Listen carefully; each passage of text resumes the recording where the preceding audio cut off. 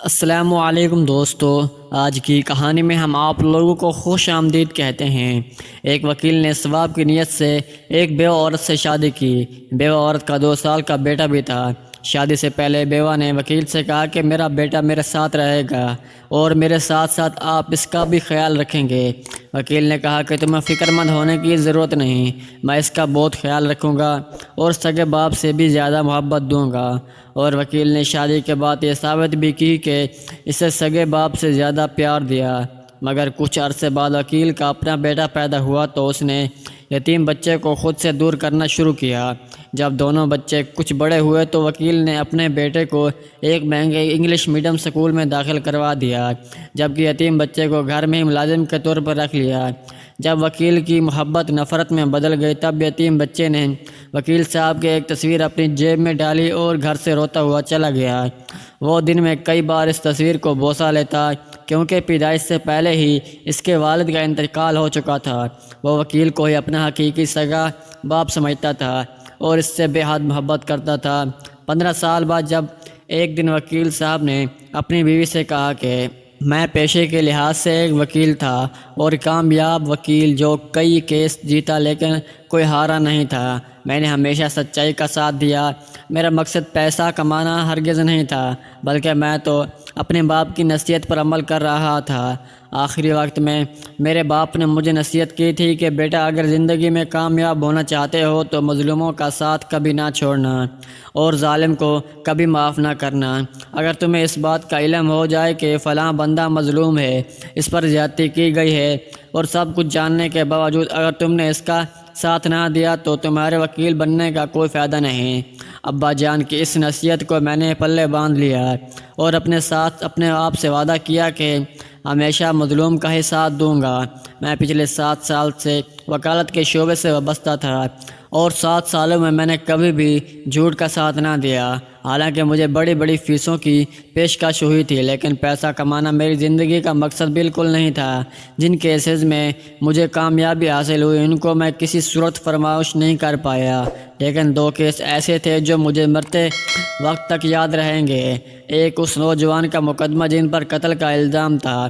اس نوجوان کو محض اس لیے گرفتار کیا گیا تھا کیونکہ وہ مقتول کے پاس تھا۔ وہ نوجوان ٹھیکیدار کا منشی تھا جو صبح 8 بجے سے لے کر رات 9 بجے تک اس کے ساتھ رہتا۔ ٹھیکیدار اسے 25,000 تنخواہ دیتا، لیکن 12 سے 14 گھنٹے کام کرنا پڑتا۔ رات کو جب وہ واپس گھر آ رہا تھا، بس سے اترا، پھر کچے راستے اپنے گھر کی طرف روانہ ہوا۔ راستے میں ایک آدمی تڑپتا ہوا زمین پر پڑا۔ وہ آدمی پانی کی صدائیں بلند کر رہا تھا، مگر افسوس کہ اس وقت منشی کے پاس پانی موجود نہیں تھا، نہ ہی پانی قریب تھا کہ وہ بھر کے اس کو پاس لاتا۔ منشی بھاگتا ہوا اپنے گھر آیا کیونکہ اسے اپنے گھر سے ہی پانی مل سکتا تھا۔ جلدی سے گھر میں داخل ہوا اور پانی کا گلاس بھر کر واپس جانے لگا۔ اس کی ماں پیچھے آواز دے رہی تھی کہ بیٹا کہاں جا رہے ہو، خیر تو ہے نا؟ لیکن اس نے اپنی ماں کو کوئی جواب نہ دیا۔ وہ جیسے ہی پانی لے کر اس کے قریب گیا تو اس آدمی کی آواز بند ہو چکی تھی۔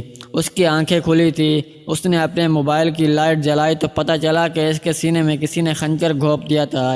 اس موقع پر کسی دیہاتی نے دیکھا تو اس نے پورے دیہات کو شور کر کے جمع کیا۔ بعد میں اسی منشی کو شکوک کی بنیاد پر گرفتار کیا گیا۔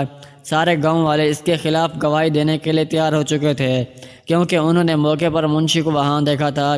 وہ مقتول کے پاس ہی تھا، مگر منشی نے عقل مندی کا مظاہرہ کیا کہ اس لحاظ سے کہ اس نے اس خنجر کو چھونے کی بالکل کوشش نہ کی جو اس وقت کسی ظالم نے اس کے سینے میں گھونپ دیا تھا۔ منشی کی ماں اپنے بیٹے کے لیے تڑپ رہی تھی، بار بار ہر کسی کو یقین دلانے کی کوشش کر رہی تھی کہ میرا بیٹا بے گناہ ہے، اس نے یہ جرم نہیں کیا۔ لیکن شاید تمام دیہاتی ان کے مقاصد مشترک تھے جو منشی کے خلاف ہو گئے۔ بعد میں خنجر پر لگی فنگر پرنٹس کی مدد سے پتہ چلا کہ اس کا قاتل منشی نہیں بلکہ دیہات کا وہ گوالا تھا جس کی بیٹی کے ساتھ وہ ملنے آتا تھا۔ وہ آدھی رات کو گوالے کی بیٹی کے پاس آتا۔ رات کو گوالے اور اس کے بھائیوں نے اسے رنگے ہاتھوں پکڑ لیا اور اس نے اپنی بیٹی کو تو کچھ نہ کہا لیکن اس نوجوان کی جان لے لی۔ جب مجھے اس بارے میں پتہ چلا تو میں نے اس منشی کا فریب میں کیس لڑنے کا فیصلہ کیا اور اسے بے گناہ ثابت کیا۔ وہ قید سے رہا ہوا تو اس کی ماں کے چہرے پر خوشی دیکھنے سے تعلق رکھتی تھی۔ دوسرا کیس جو مجھے زندگی بھر یاد رہے گا اور شاید جس نے میری زندگی تبدیل کی، وہ ایک بیوہ عورت کا کیس تھا۔ وہ ایک ایسی بیوہ عورت تھی جس کے پلاٹ پر ناجائز قبضہ کیا گیا تھا۔ مافیا کی وجہ سے اس کے پلاٹ پر قبضہ کچھ مافیا نے کیا تھا۔ وہ عورت مدد مانگنے کے لیے قصبے کے ناظم صاحب کے پاس گئی۔ ناظم صاحب نے اتنے گھٹیا شخص نکلے کہ جب بیوہ عورت اس کے ڈیرے پر گئی تب اس نے تمام لوگوں کے سامنے اس بات کا وعدہ کیا کہ پلاٹ کے کاغذات اگر تمہارے پاس ہیں اور وہ حقیقی ہیں تو وہ کچھ نہیں بگاڑ سکتے۔ تمہیں فکر مند ہونے کی بالکل ضرورت نہیں، وہ لوگ تمہیں حق سے محروم نہیں کریں گے، میں تمہیں انصاف دلاؤں گا۔ وہ بیچاری خوش ہو گئی کہ چلو اس کا پلاٹ اسے مل جائے گا، چونکہ اس کے بچے کے کام آئے گا جو ابھی 2 سال کا تھا۔ مگر اس ناظم نے بیوہ عورت کو بری نظر سے دیکھا تھا، پھر اسے فون کر کے بلایا اور کہا کہ کاغذات اپنے ساتھ لے آؤ۔ وہ بیچاری جیسے ہی ڈیرے پر گئی تو کوئی شخص وہاں موجود نہیں تھا سوائے ناظم کے۔ ناظم سامنے سے کہا کہ اگر تم میری معمولی سی خواہش پوری کر دو تو 40 لاکھ کا یہ پلاٹ تمہیں واپس مل جائے گا۔ وہ عورت اس گھٹیا شخص کا اشارہ اچھی طرح سمجھ چکی تھی اور پھر اس کے منہ پر تھوکتے ہوئے وہاں سے چلی گئی۔ یہ بات کسی صورت اس ناظم سے برداشت نہ ہوئی اور اس نے عورت کو دھمکی دیتے ہوئے کہا کہ میں تمہارا وہ حشر کر دوں گا کہ زندگی بھر یاد رکھو گی۔ میری یہ بات یاد رکھنا، مرد کے بغیر عورت کی مثال ایسے ہے جیسے کھلے جنگل میں ایک ہرن گھوم رہا ہو۔ کوئی وحشی جانور بھی اس کا شکار کر سکتا ہے، اگر وہ شکاری کے شکار سے بچ بھی گئی تو جنگل کے شیر اسے کبھی نہیں چھوڑیں گے۔ اس کے علاوہ ناظم نے اسے یہ بھی دھمکی دی کہ تمہارے 2 سال کے بچے کو بھی میں نقصان پہنچا سکتا ہوں، اس بارے میں خبردار رہنا۔ مجھے شبانہ کے بارے میں میرے دوست نے بتایا، وہ اسی قصبے سے تعلق رکھتا تھا۔ وہ ناظم اس کی حرکات کے بارے میں بھی اس نے مجھے آگاہ کیا۔ سب سے پہلے تو مجھے اس ناظم کو سبق سکھانا ضروری تھا، کیونکہ وہ ایک کرپٹ ترین انسان تھا اور اس کے خلاف کافی لوگوں کی شکایات بھی پہلے موصول ہو چکی تھیں۔ ایک عورت کے ذریعے میں نے ایسے ٹریپ کیا، منصوبہ بنایا اور میں اپنے منصوبے میں بھی کامیاب ہو چکا تھا۔ مصروف نے 3 شادیاں کر رکھی تھی اور اس کے باوجود وہ باقی عورتوں کے ساتھ چکر چلانے کی کوشش کرتا۔ اس عورت نے ظالم ناظم کی غیر اخلاقی حرکات کی ویڈیو بھی بنا لی اور شراب کے نشے میں اس سے سب کچھ اگلوا لیا، وہ باتیں بھی جن کو وہ بتانے والا بالکل نہیں تھا۔ کتنے لوگوں کی جائیدادوں پر اس نے ناجائز قبضے کیے تھے اور کن کن جرائم پیشہ افراد کے ساتھ اس کے بہترین تعلقات تھے، سب کچھ اس نے بتایا اور وہ ریکارڈ ہو چکا تھا۔ تمام ثبوتوں کی روشنی میں ناظم صاحب کو پولیس پکڑ کر لے گئے اور جب ان کی بیویوں کو اپنے شوہر کے کرتوتوں کا علم ہوا تب ان تینوں نے ایک ساتھ ہی ناظم صاحب سے خلا لے لی۔ میں نے شبانہ کا اسے حق دلوایا، وہ اپنے بیٹے کے ساتھ میرا شکریہ ادا کرنے آئی تھی۔ بہت ہی حسین و جمیل عورت تھی۔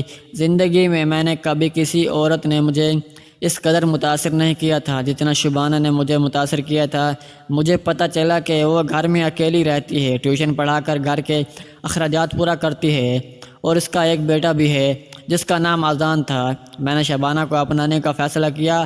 میں تو فیصلہ کر چکا تھا لیکن میرے خاندان کی طرف سے فیصلے کو قبول کرنا ابھی باقی تھا اور آسان بھی نہیں تھا۔ میں اپنی ماں کو اچھی طرح جانتا تھا۔ جب میں نے اپنی ماں سے خواہش کا اظہار کیا تو وہ حیران ہوئی، کہنے لگی بیٹا خاندان والے ہمارا مذاق اڑائیں گے، تم یہ بات جانتے ہو کہ تم نے خاندان کی کئی لڑکیوں کے رشتے ٹھکرائے اور اب تم ایک بیوہ عورت جس کا ایک بچہ بھی ہے اس سے شادی کرنے کی خواہش رکھتے ہو، وہ تو ہمارا مذاق اڑائیں گے، ہمارا جینا حرام کر دیں گے۔